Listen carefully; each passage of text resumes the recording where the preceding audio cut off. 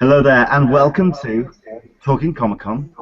I'm getting a slight echo from somewhere there. Sorry. I'll do a full intro in a second, but yeah, getting a slight echo from somewhere. I'm wondering who that could be. Let's go to the control panel and see if it's me. I don't think it should be. I plugged mine in and plugged it out. 1, 2. So it's not from Kevin. 1, 2. 1, 2. It's from Alyssa. So there we go. It's okay. We can do a full intro in a second. I thought we had it sorted. I'm sorry. Although all this is now getting sausage is made.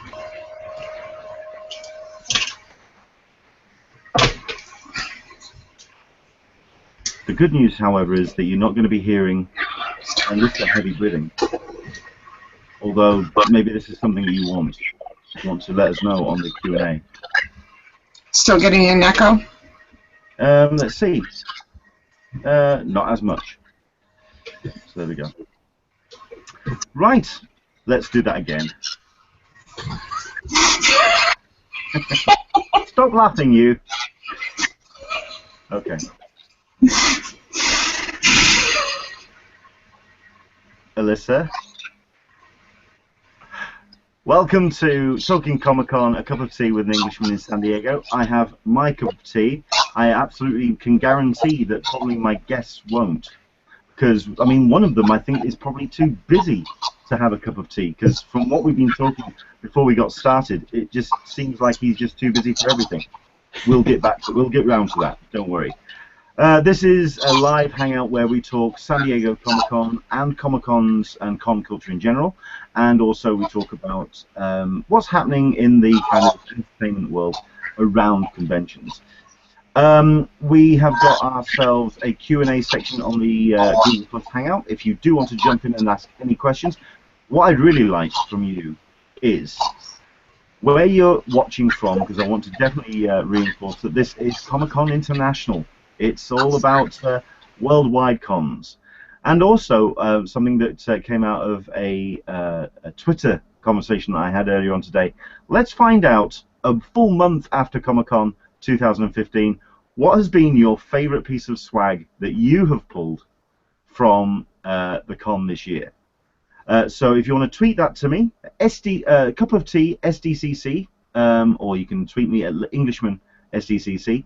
We'll try and put it onto the screen as well, and we'll see if we can share the bits and pieces that you picked up at San Diego this year, which you're particularly proud of.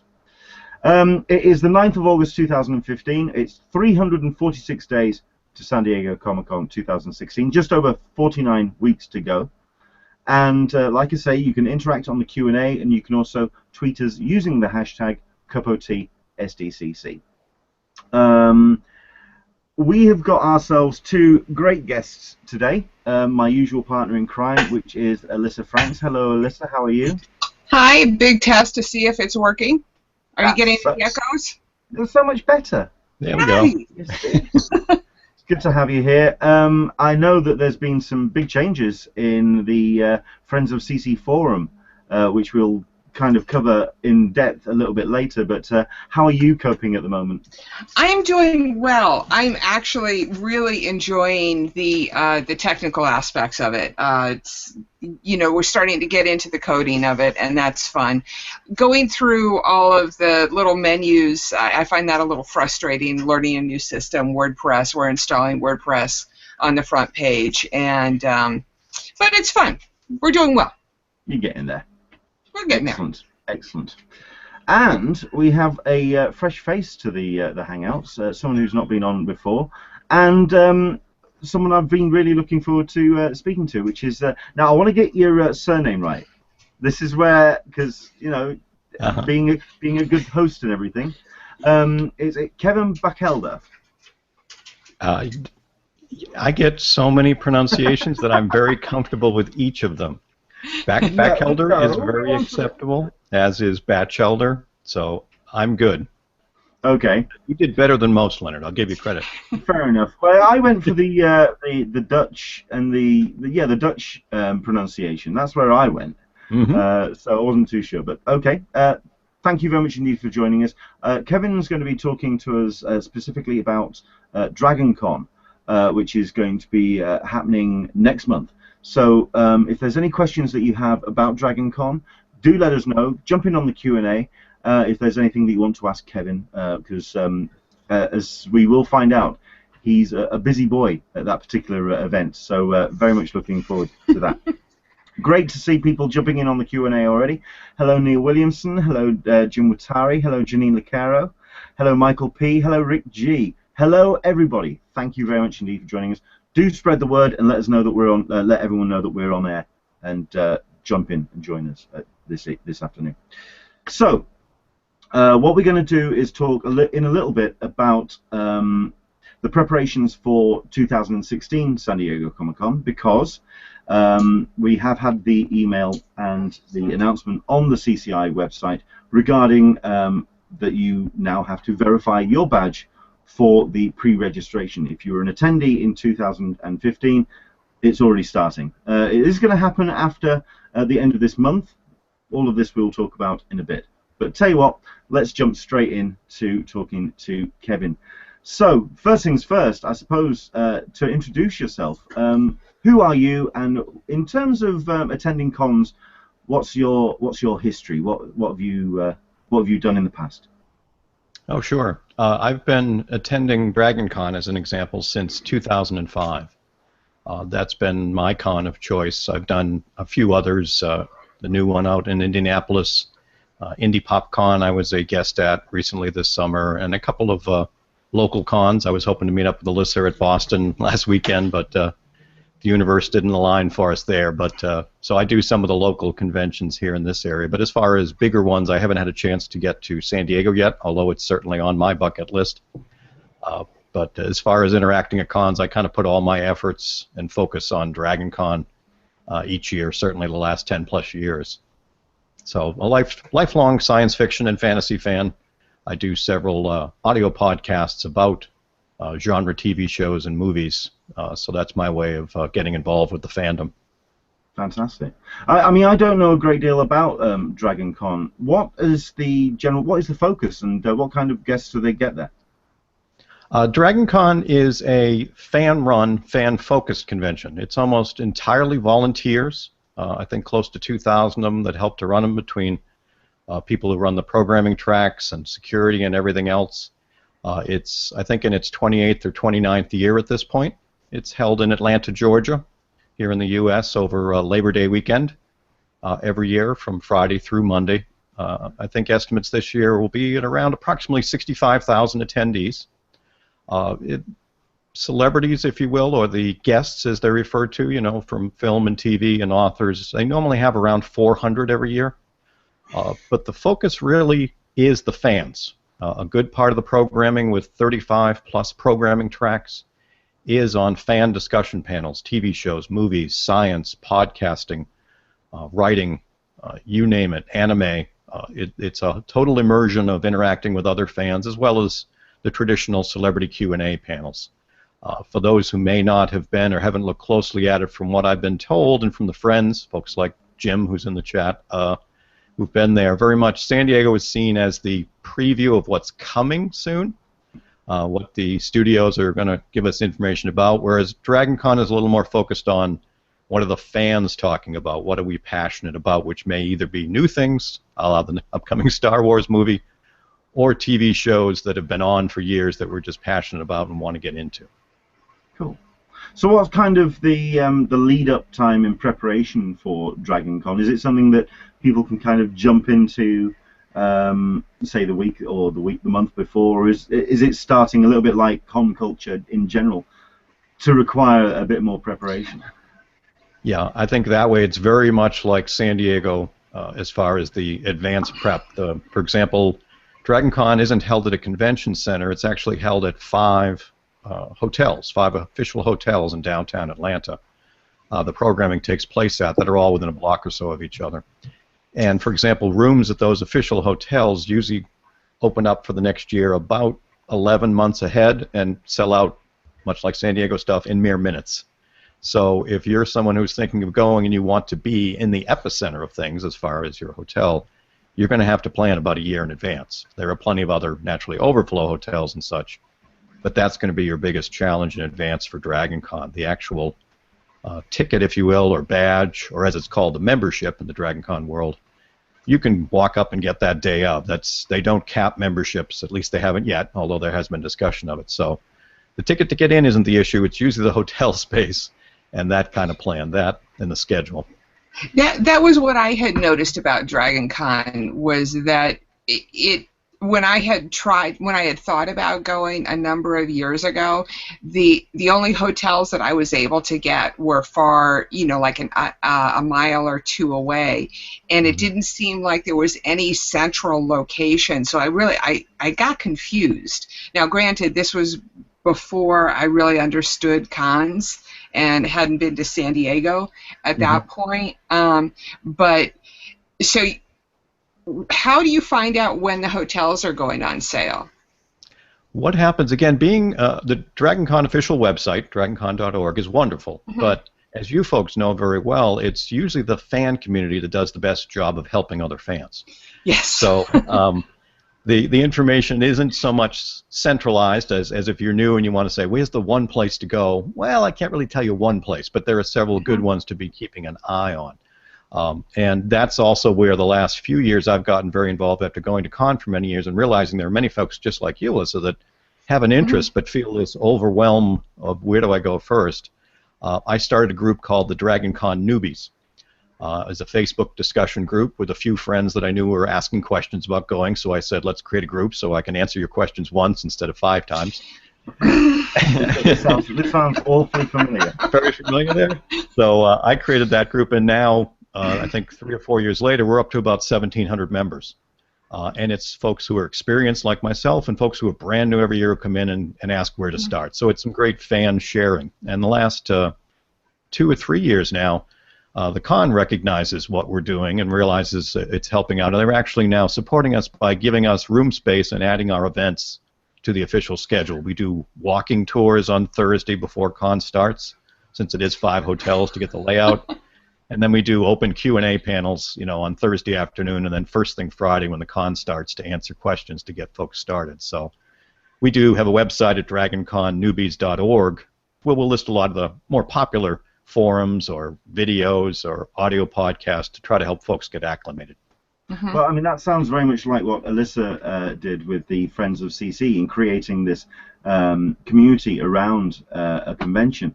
What kind of community is currently in place, aside from yourself, for Dragon Con? Is that something that's starting to build with lots of little groups? Oh, absolutely. Every year it does. There are a couple of traditional forums, much like Fans of CC, that are out there. That do a great job. Facebook groups nowadays, as you folks know, with the explosion of Facebook, there's, I think the official Dragon Con Facebook group has like 10,000 or more members. So there are communities all around, depending upon where it is. Some fandoms, as you know, are more popular on Twitter. So there are hashtags that are used to kind of talk things up. Recently, I'm a big fan of the TV show Lost Girl.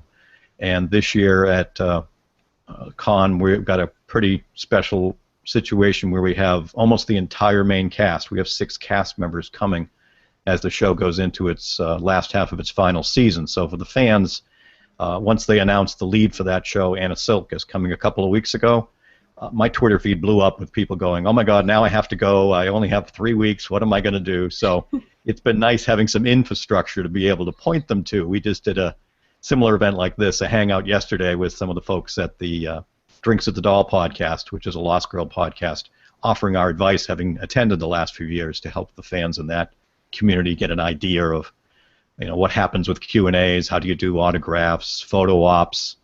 The main thing about Dragon Con, you folks certainly see it with the size of San Diego, aside from getting a little bit of sensory overload, is understanding, okay, some things are dynamic, some things are scheduled. You just have to sometimes just go with the flow and do what happens to be in front of you as you move around at con. a lot of folks like to say, I want to know a specific schedule. I'm going to do this, this, and this. Oh, yeah. And as we tell them, that's wonderful, but realize that in the moment you might find the most amazing thing happening that you never knew about right in front of you. What's been the explosion of Dragon Con? I mean, remind me, how long has Dragon Con been running now? I think this year is 29th. Okay. And I can imagine, very much like most con culture, there was that kind of ramp up to just kind of exploding. Was that very similar to San Diego around 2010, or has there been a gradual growth? Well, I think it's been the similar, certainly in the same way that as we got all much more acclimated on social media, and folks like all of us here started talking up how awesome our cons are, other people that may not have known or were only on the fringe now got more interested, and they had a resource in any of us to ask questions. It wasn't quite the daunting task. So I do think a lot the social media side of it has certainly, the explosion of Instagram and other things, so we see all the cool pictures and the interactions with other fans, has gotten people more interested in doing it. So it's been, I don't think it ever really, quote, exploded at Dragon Con, other than each year there's just more and more folks. They expanded from 1 or 2 hotels to now the 5. So it's just the more fans interested in interacting with the other fans that gets people realizing that they can do it, you know, even if they're not aware of it. I still remember that first year when I went in 2005. For me, I am, and certainly was at the time, a huge fan of Firefly, and the film Serenity was coming out that fall, and many of the Firefly cast were going to be there. So that was kind of my impetus of, well, maybe I'll go. But I went and I didn't know a soul. I mean, I didn't. I was totally, this might have been the biggest leap of faith, and I'm going to be wanting to come home Friday morning. But, you know, I got there, and this is part of why I do the Dragon Con Newbies. I'm paying it forward because there were multiple people who obviously saw the size of my eyeballs and said, okay, you probably need a little help, don't you? It is such a welcoming community. I felt very at home with my fellow geeks and nerds and so forth. So it's that community feel, and a lot of us, just like you folks, Google Hangouts are great, our podcasts that I do are great, but getting to see those folks once a year, it's like a big family reunion. Well, I mean, you haven't just paid it forward, you've also kind of contributed as well, because we were just about to go on air, and we turned around and said that, well, Alyssa said, I understand you're doing a few panels, at which point you turned around and said... Yeah, I think I'm doing 9 of them this year. Whoa. So you're going to be a busy boy at Dragon Con this year. I mean, can you give us a heads up on what panels you're going to be attending?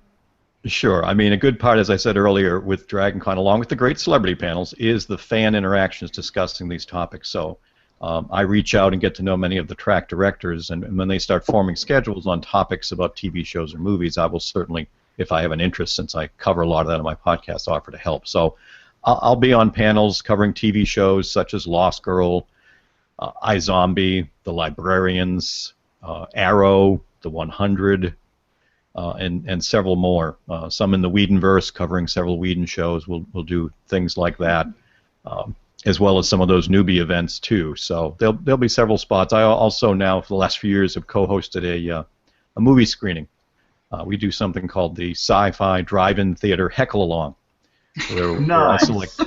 I select a not-so-top-shelf movie, and myself and one of the directors of the American Sci-Fi Classics track, we do our own MST3K riffing with audience interaction and make it a bit of a party. You know, with Dragon Con being at the hotels, naturally a lot of folks are drinking all day long, so we encourage them to come and yell at the screen with us and so forth. So we have a lot of fun with several hundred fans. That seemed to be one of the major differences between San Diego and Dragon Con, was that since everybody is in those 5 hotels, it's much more of a party kind of a con than San Diego really is. And that was kind of one of the things that turned me off a little bit when, you know, I was thinking about which con to go to, Dragon Con or San Diego initially, but it sounds like it's a great fun for everybody who's involved in it, and especially with the heckling, the heckle. That's brilliant. I mean, the one thing when I've heard about Dragon Con, the one thing that I've heard about is certainly these social socialization of fans on an evening as the sun goes down and the alcohol starts to flow, and yes, a number of cosplayers may disappear off into a small, quiet corner. It certainly sounds like very much more of an interaction. If that's the word I'm going to use. Yes, I mean it's often referred to as nerdy gras because it has that style, and it can. And folks can be drinking all day long. Let's face it, it's in the hotels. But the wonderful thing about Dragon Con, when some folks are a little concerned about that, quote, party con, is because it is so big and there's so much going on, as we tell folks, you get to program your own con. If you want to be the party type, there's events probably 22 hours a day. I mean, official events. The discussion panels run till midnight. So you can just choose to be a nighttime person, or if you prefer to go to the more organized, formal discussion panels and Q&As all day, wonderful. There's plenty of space and room for that. So that's why I think a lot of people have gravitated to it. Is sure, it can be seen as the party con if you want to be, or if you're the type who want to be more cerebral and interact with other fans and be sitting there like I have sometimes at 10 p.m. on a Saturday night debating the ending of Lost as opposed to having a drink, you can do that too. I mean, it's whatever you'd like it to be, and folks respect that enough that it doesn't clash. So sure, you can have your fun. That's something that I did notice at San Diego this year, that there was very much a drop in cosplayers and kids. What's the kind of audience like at Dragon Con? There is a very wide spectrum, especially over the last couple of years. There are a couple of programming tracks. Kaleidoscope is one that has programming specifically for early teens. There are even dances and parties that are done early evening that are designed for the younger crowd too. So if you're a geek who's got a couple of kids, you can bring them to con. While it does have some areas, if you will, or some reputation for being a little risque with some costuming or other things, that tends to be later on in the evening. So it's not anything. These are all public places, so you still have to follow all local laws and such. But if you want to seek out some of that stuff, it's there. But if you want to go with the family, certainly because of the cosplay and the other things, daytimes especially, it is no problem at all. There's plenty of kids around all the time. Excellent. One of the things that Nathan, I had seen an interview that Nathan Fillion did 2 or 3 years ago, and he, when asked which con did he prefer, San Diego or Dragon Con, he had said Dragon Con primarily for the cosplay. So that was my interest in going was I mean, you guys have a parade down the center of Atlanta for cosplay. Yes. Saturday morning, 10 a.m. It gets covered by CNN, and there are tens of thousands of people in attendance. It is the Dragon Con parade, and if you go up on YouTube and do the search on Dragon Con parade, you'll probably find several videos of the entire parade. It is a cosplay spectacle. The kids come in, and certainly on the streets of Atlanta to get a chance to see that. It's pretty, I won't say unique, because some other cons do similar things, but it's pretty special. And as we say, many of us geeks aren't in the best of shape, so it's not a long parade. We can't walk for very far. And some of those costumes are pretty heavy and intricate, but and Atlanta's muggy in the summer, much like other places. But it is a pretty special thing. And the cosplay occurs all throughout the con at all the hotels. It's not just formal events. So, yeah, the people watching is where a lot of folks have a lot of fun, because you can just hang out and watch some of the cosplay and some of the folks. And the community does a great job at Dragon Con too, and this is where some of the celebrities are comfortable here, is because we respect them. If they're not on a panel or sitting in an autograph room, they're just walking the con, folks know not to go over the line. Simple handshake, a hello, but you'll find a lot of folks. I had a great discussion with Christopher Lloyd just last year at one of the hotel bars one night when he was just sitting there having a drink. Very casual and willing to interact. So it is a comfortable environment, and folks realize that if they want to have a great time with the celebs, they need to respect them when they're just being fans walking around the convention. So it's a nice environment that way.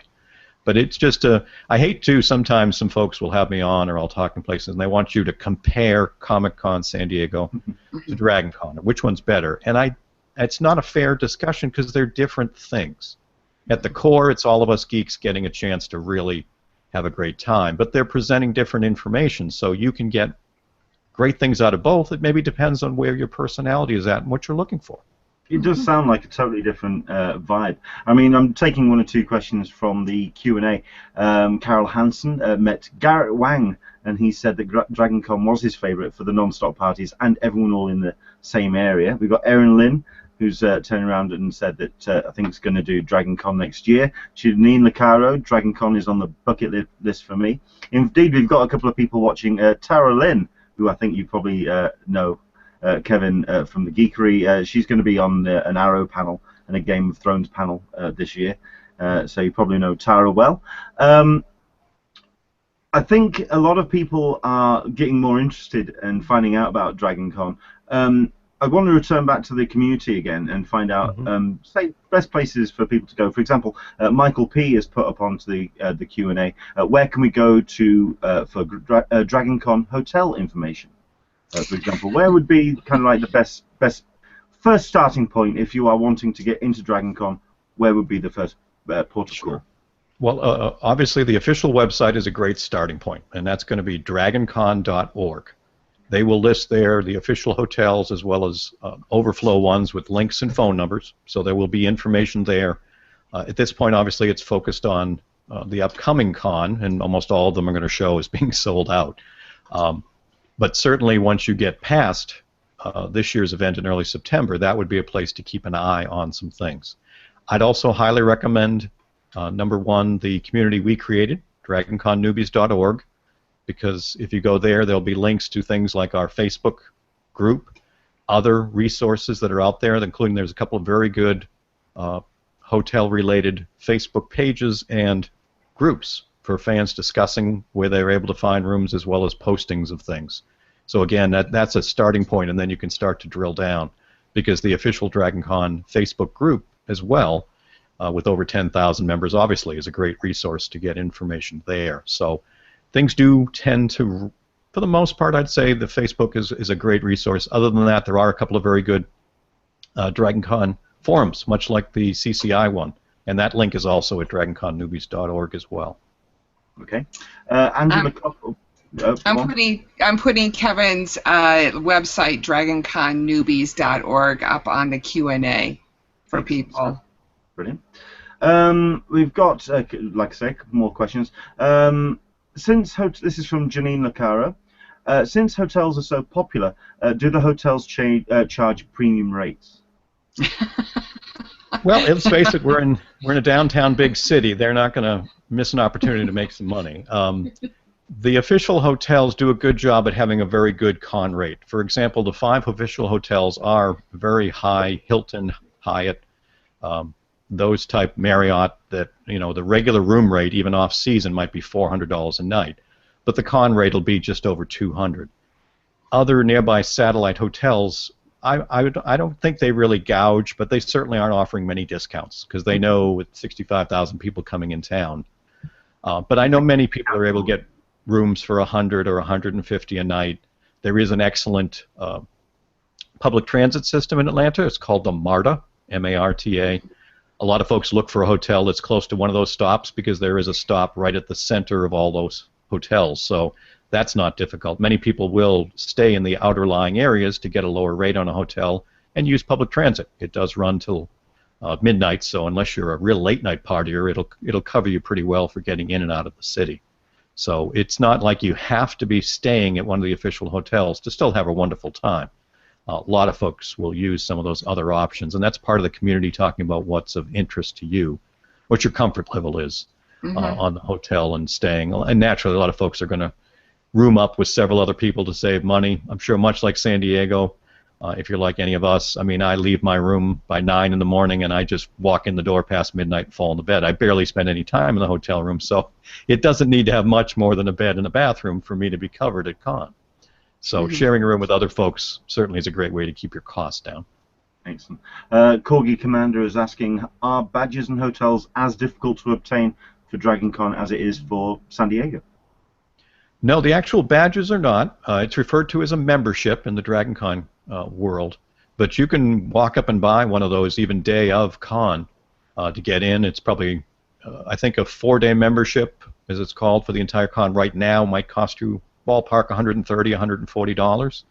If you buy it in advance, as many of us do, like shortly after con we buy for next year, it might only cost us $75. So the price will go up a little as you get closer to con, and you can buy individual day badges for probably around $50. But they're not as hard to get as the San Diego badge is yet. Dragon Con, for the sake of flow of people, has talked about maybe someday having to cap them, but so far it's just talk. Sorry, that was me. Okay.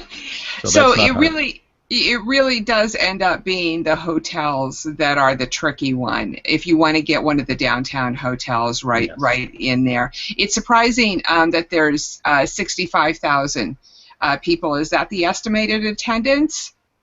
That is the numbers you'll likely see in some of the official media relations info, give or take. In reality, much like any of these other cons, it's probably higher. They just don't tell you that for the sake of the fire marshals and everything else. Yes, we understand how that goes. I mean, that's the reality of the situation. Now, the nice thing that Dragon Con has done now for the last few years, too, is, as you can imagine, with the cosplay and the visual nature, a lot of people would like to come downtown and just, even if they didn't have a badge, watch the cosplay and what's going on. And because of the size of the con, they instituted now at the official hotels where any of the events are taking place, certainly by like mid-afternoon through the evening, maybe now it'll be all day this year, you can't get into the hotel without a room key for that hotel or a Dragon Con badge. It is locked down to just attendees or folks at that, staying at that location. So you're around nothing but other, for the most part, con people. It makes for a very comfortable atmosphere. Right. The other thing that was interesting to me that you had mentioned is that it's almost entirely a volunteer organization, which is very much like San Diego CCI, Comic-Con International. Do the Dragon Con people do a second con, or is there any thoughts of expanding? The reason why I'm asking is because Dragon Con is Labor Day weekend, and that is historically brutal on families who have kids in school. Yeah. So, that's one of my hindrances for going down to it. But has there been any talk about a second con maybe in the spring? I have not seen much serious talk of it. It's certainly something that comes up in the fandom asking about it, but I haven't seen anything on the official side of things or heard any rumblings as far as that being the case. Obviously, of a con this size, one a year is enough to try to pull off, let alone trying to do two. A small one. Yeah. A small one. Just a little one.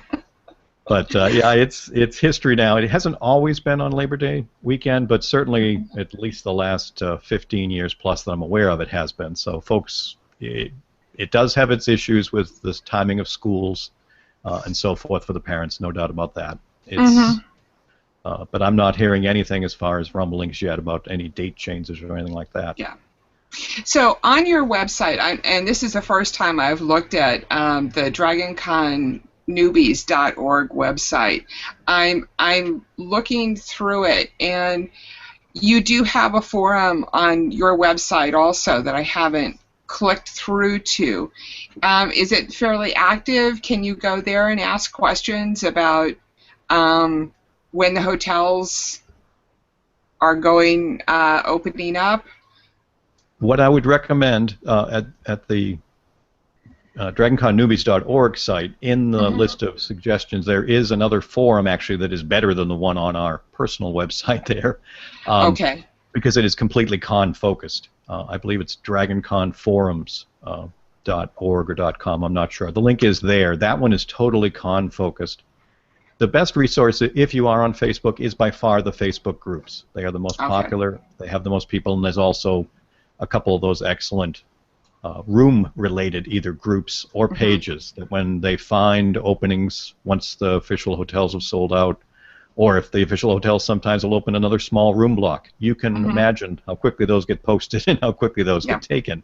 But if you're watching those pages, I've seen many folks. I saw someone just about 2 weeks ago get a room at one of the official hotels Not exactly con rate, but not much higher. They just lucked out and they opened up a little room block. So just like with the CCI forum, find a couple of spots where there's a community, and probably a good 10, 11 months ahead of time, just start visiting it. And you'll probably find out you learn a great deal of information, and you've got some friends there who can keep you in the know if you're looking for something.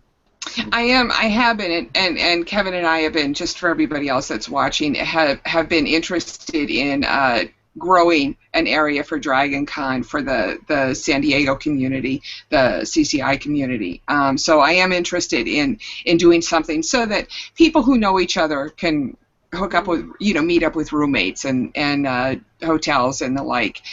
So I hope that we can start getting some information and doing some cross-pollination, so to speak, with regards to that. I'll keep a checkout and ask to join the Facebook groups, because I'd love to come down for Dragon Con. It sounds like it'd be a great time.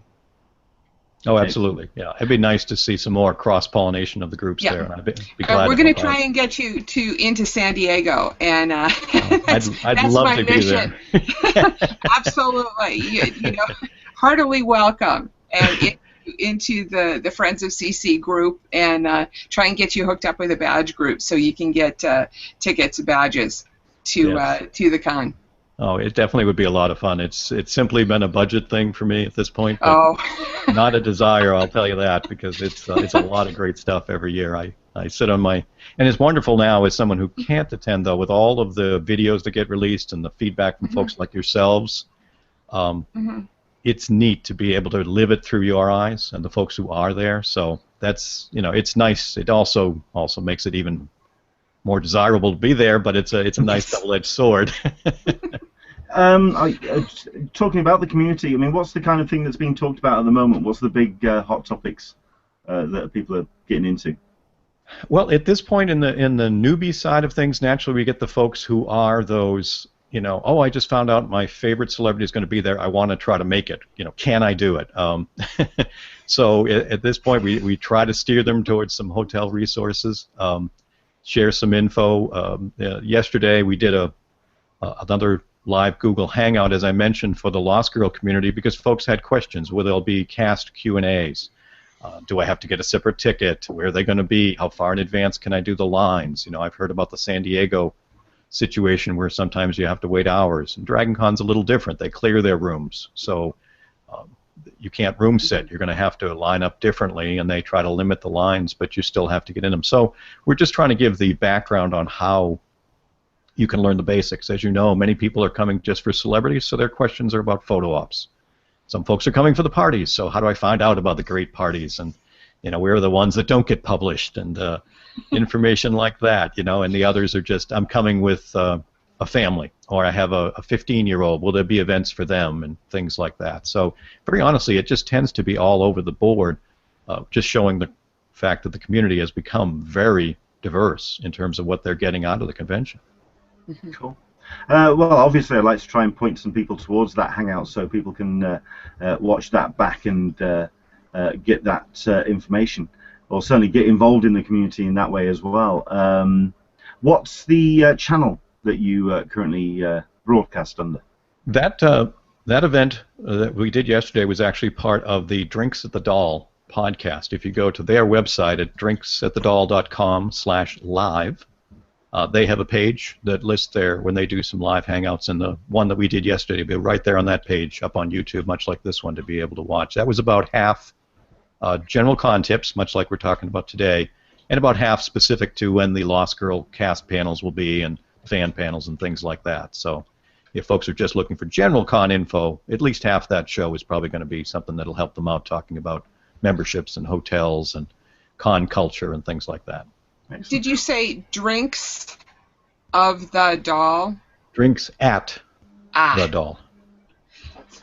So what we're going to do is we are going to put the links for this in the Google Plus event, and I'm also going to tweet them out as well.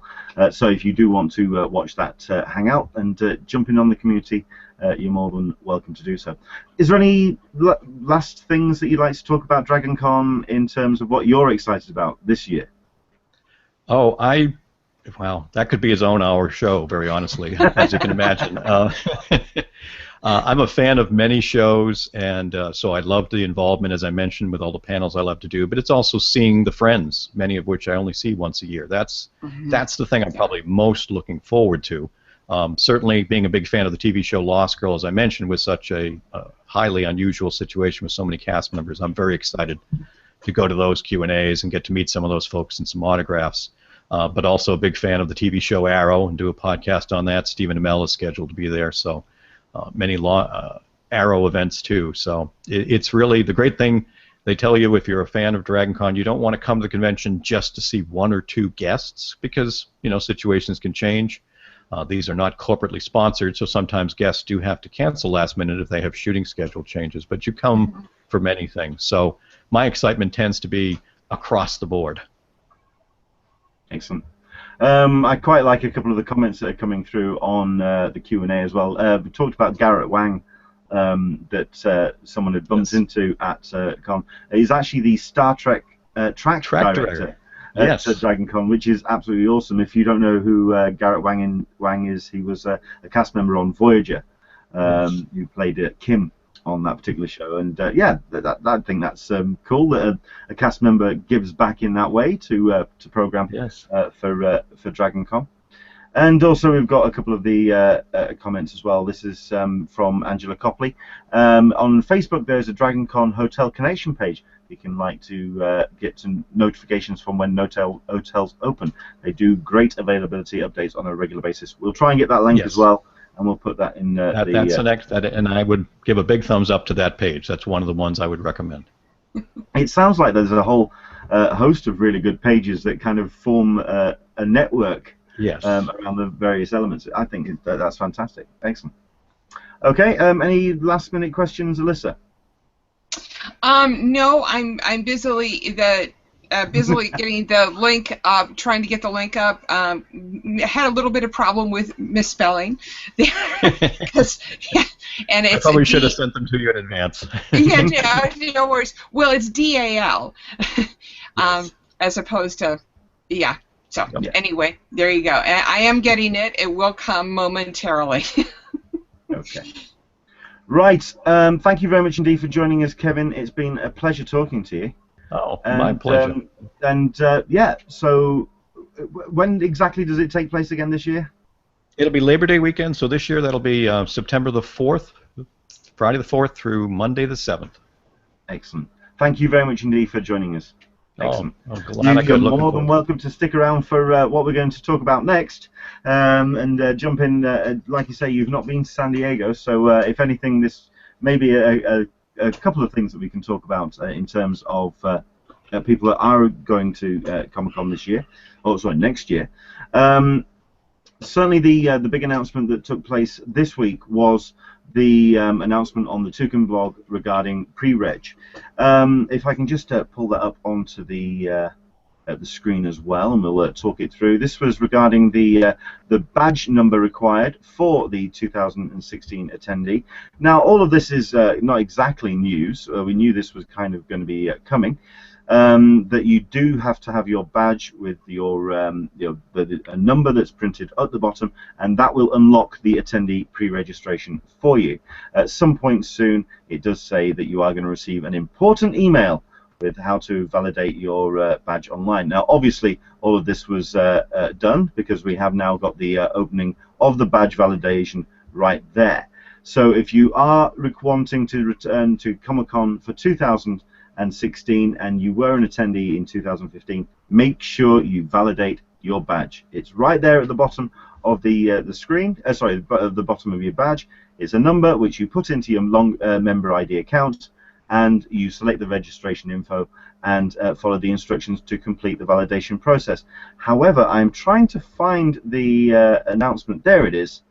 This was the thing that kind of caught my attention because people have been very curious as to when and the timetable for getting all these bits and pieces done.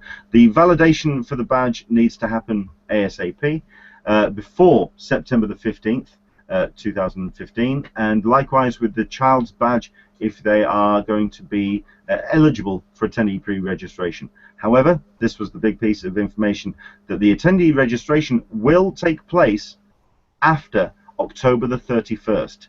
So people who have been thinking that it's going to happen a little bit sooner rather than later, don't worry. It is going to be a little while yet. So you've got a bit of a breathing time. You've got yourself 2 months to get yourself prepared. So don't worry. I wouldn't call it breathing time. I would call it time to ramp up the crank up the annoyance and frustration and paranoia and oh no, am I gonna be the Cheerio this time? Please, I need to be the Cheerio. Are you somebody that would like it to happen sooner rather than later? Absolutely. This week. I would be happy if it was in September. I think once school starts, and you get all of that, you get your badges bought before you even have to start thinking about Christmas and the holidays and presents and all of that stuff. Plus, I'd like it to be set. I know I've got my ticket. Much like the Dragon Con people, they know they've got their ticket, and 11 months out, they can get their hotel rooms and they're set. You can plan on it.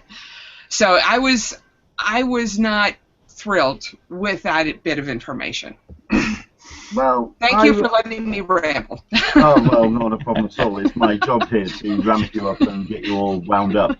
Well, I mean, at least I found it reassuring that they were actually putting something into a schedule, that it's not something they're just going to wing in a prayer. They know a date that they're going to be aiming for, and I suspect that you are going to be looking sooner than later, directly after that date. So at least you've got a couple of months to kind of get your badge teams together, to get your preparations, and also start looking for condos, perhaps. Maybe even start looking at that.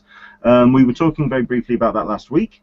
I think Kevin also puts a very excellent point that it is always a good idea to perhaps look beyond the hotel element and just kind of look at somewhere to stay as a group to kind of bring the costs down. So do start looking at places like BRB and all the other sites out there when it comes to condo hire, or even just looking at joining a group to make the costs come a little bit down, even when it comes to hotels. The forum is saying the first 2 weeks in November, either that first Saturday or the second Saturday in November, keeping it out of the Thanksgiving range. And there was another point I was going to make, and I forgot it again. Sorry, guys. Don't worry about it.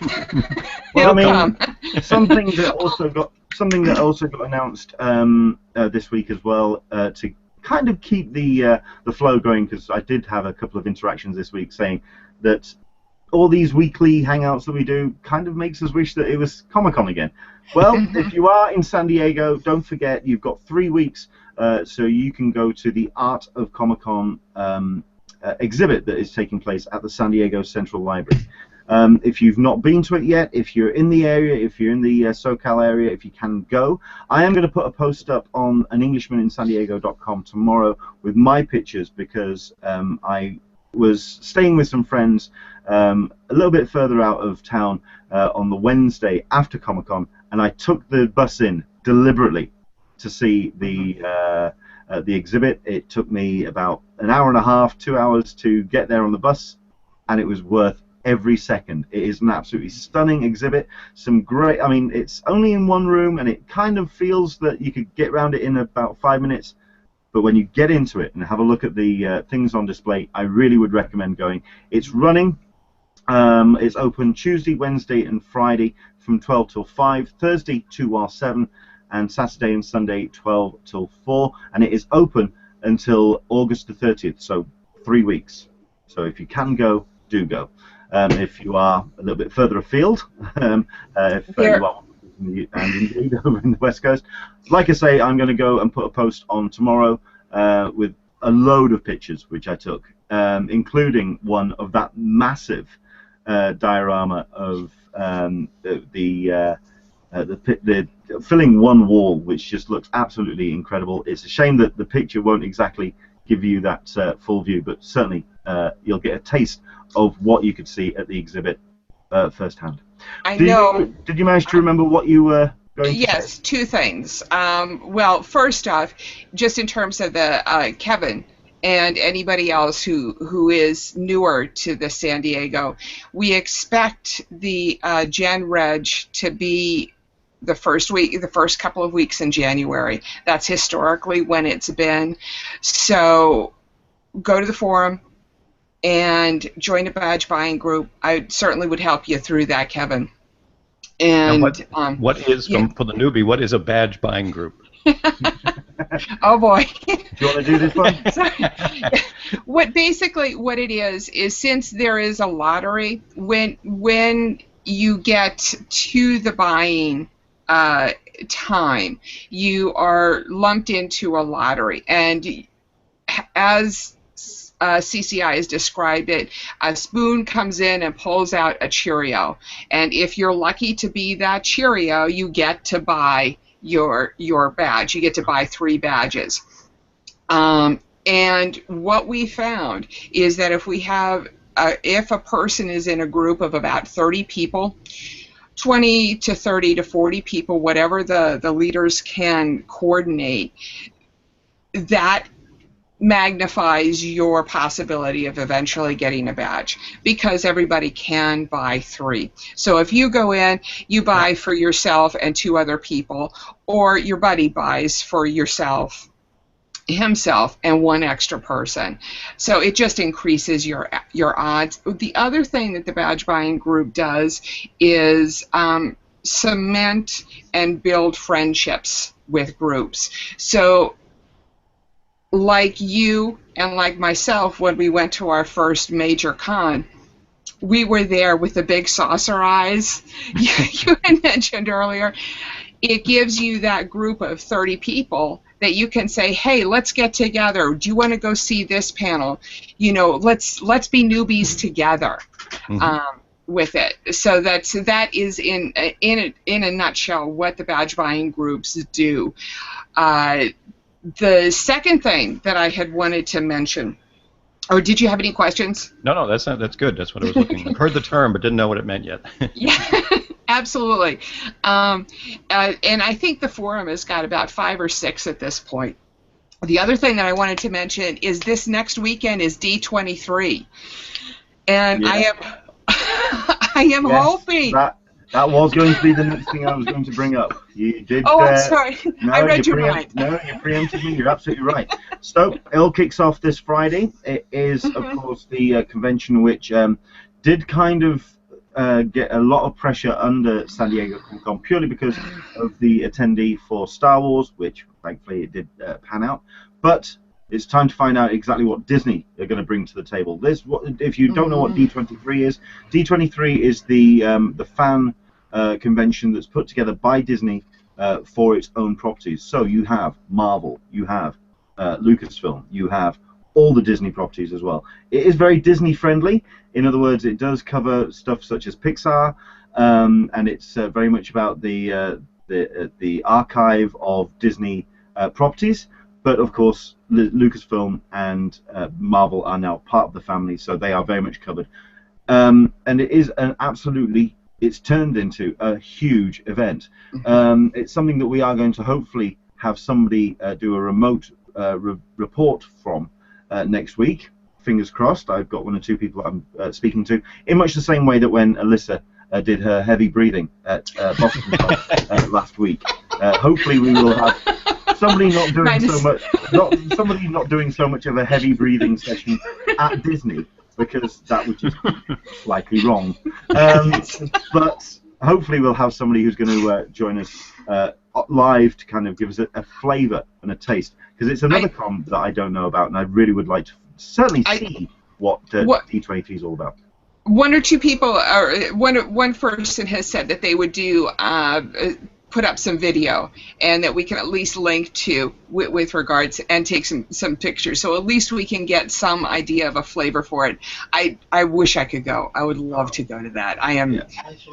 Yes. It's on the agenda. Yeah, same with myself. Yeah. Like I say, I've got 1 or 2 people kind of dangling that they would be able to help us with a Google Plus Hangout and do a remote report. If not, if you're going to D23 and if you're up for it, if you'd like to jump in on the Hangout next week, please, we'd love to actually see and get a flavour of what D23 is all about. Excellent stuff. What else? Yeah, this is coming from. Let's go through a couple of the last-minute Q&A comments. Kevin, this one I think is pointed towards yourself in terms of if you are wanting to go to Comic-Con, you have to make sure that you do have a member ID first. Okay. So it's a very good point. Thank you. Yes, if we're going to start from scratch, you're absolutely right. If you are wanting to attend in 2000, Do it today. Do it now. Well, Do it now. Not now. 2 minutes. Let us finish first. Yes. Then go to comic-con.org and go click on the member ID button and get yourself a member ID sorted now. Thank you very much. All of your friends and or family who's also going with you will need their own member ID too. So it's not a blanket. It's one per person. One per person. Okay. Yeah. Excellent. Let's see what else we've got. I think that's pretty much everybody. Oh no, Carol Hansen, Calgary Expo is also great for cosplay. I think a lot of people are looking at cons forthcoming. I've certainly got I've got a wall chart at the moment, which I have a couple of cons. Next week is going to be interesting for me because we're going to go to Sheffield Film and Comic-Con. So I've got a con that I'm going to be attending. We've also got, like I say, Thought Bubble and Lakes International Art Festival, which I hopefully will be doing a remote report from. Carol Hansen, Calgary Expo is great for cosplay, and they also have a parade downtown on the Friday. I'm just, you know what? I think that would be a cool thing to have going through Gaslamp at San Diego. If there wasn't this small issue of I don't know, cars trying to move through people.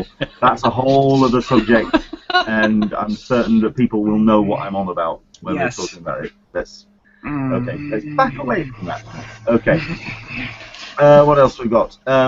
We have ourselves Betsy Woodin. Hello, Betsy. It's good to have you joining us again. We'll be at PAX Prime and Wizard World San Jose late August to early September. It is all about now other cons and other events that are coming up. So that's what we are going to be talking about on the Hangouts from here till whenever. Okay? I hope to get a number of people from New York Con. I'd love to see if we can get Mike again. Mike Anderson. Brian as well. Yes. Yeah, I'm not sure about Brian because he does a bit of the international stuff. And he would be one to have on for the Star Wars celebration next spring, so that when you guys are like running ragged and crazy, and just before con, you've got a con. Yes, that's going to be a fun fortnight. Yes. Let's do Star Wars Celebration and then jump on a plane pretty much the second that finishes and fly to San Diego. Oh, Lord. It's going to be fun. Anyway, but I think the one thing that con culture has shown that it is every week now. There's just an event that's happening. Yeah. Do check out your local calendars, see what's happening near you, and let us know what's you're attending. So that'd be cool. Speaking of that, Kevin, do you know of is there anybody that would be interested in joining us the weekend of Dragon Con on the Hangout on Sunday, maybe for a walkthrough? Or I'll just put that. I can see. Out there. Yeah, let me see if I can come across someone. Only because folks are probably going to be so deep in what they're doing. Yes. If you don't mind it from sitting in a line somewhere, maybe. But yeah, let me see what we can work in. That works. We'll take it how it comes. We'll be happy with anybody who can join us. Right. Thank you very much indeed for joining us on Talking Comic-Con, a cup of tea with an Englishman in San Diego. Once again, do join us on next week as we are going to do another post-con thing, because I'm going to be, like I say, I'm just going to be coming back from Sheffield Film and Comic-Con. What else? Yes, thank you very much indeed to my guests. Alyssa Franks, thank you very much indeed for your time. Any things that you'd like to talk about, especially in terms of getting the forum changed? We've done a lot of work on the front page. We got a WordPress installed, and we're in process of installing a theme. I've got kind of a placeholder up there at this point, and we're got a lot of great suggestions for things to put up there. Twitter feeds, video. Chris Hagish, who's an admin on the site, is going to be doing the editing job. And I've come up with kind of a new idea framework for the whole Friends of CCI community, and that it's a co-op, and that's what we are. People take on different roles. Chris is doing the editor, Japari is helping me with is doing the coding and the design, and got Angel K and Transmute, and they all do their own little things, and we all just work together somehow, and it's a wonderful thing. Excellent. So that's where we're going with the forum. Cool. Once again, she's got an address on the screen at the moment, which has slightly changed. friendsofcci.com forum will take you to the new site, but if you want to go directly there, it is friendsofcc.com. Thank you very much indeed, Alyssa. Thank you very much indeed, Kevin, for your time. Where can people find you online? Well, along with that, DragonConNewbies.org, if that's what your focus is. Otherwise, most of my other podcasting and genre-type stuff occurs at our primary website at tuningintoscifitv.com. Sorry, say that again slowly. Tuningintoscifitv.com. Excellent. Thank you very much indeed. Are you on Twitter at all? Are you on social media? Yes, on Twitter as KBACHELDER. And that's why I struggle to work out the correct pronunciation. And there you go. Now you know why. You see. Now you see. No. Thank you very much indeed, Kevin. My name's been Leonard Sultana. You can find me at on Twitter, Englishman SDCC. You can use the hashtag #CupOTSDCC when it comes to talking about anything that we've discussed on the Hangout, and also anything that you'd like to talk about in future episodes. You can subscribe, of course, on YouTube. Do subscribe on iTunes as well. Do listen out for the audio podcast. Let us know what you think of it, and also just kind of put a review out there so we can kind of let people know that we're there. So that'd be rather helpful if you could. One other thing that I'm going to ask as well, we are going to be making 1 or 2 slight changes to the Hangout in terms of raising the production value over the next 5 to 6 weeks. One thing that I am hoping for is opening credits. So that'd be nice. We're actually going to be doing that in regards to a bit of theme tune as well. The music that I've been using on my podcast for about 2 years, rather cheekily. Now, I've been speaking to the guy who actually wrote it, and is hopefully going to, fingers crossed, allow us to use it officially. So we've got opening music, but we need opening credits. So if you know anybody who knows After Effects, knows anything about decent animation, and can produce something for us, do let me know at Englishman SDCC, because of course it'd be nice to get you guys involved in putting something together. Okay, thank you very much indeed for your time. Enjoy the rest of your Sunday. We're back again next week, 10 o'clock Pacific, 1 p.m. Eastern, and 6 p.m. GMT. Thank you very much indeed, and we'll see you soon. Bye-bye, everybody. Bye-bye. Take care, gang. Bye.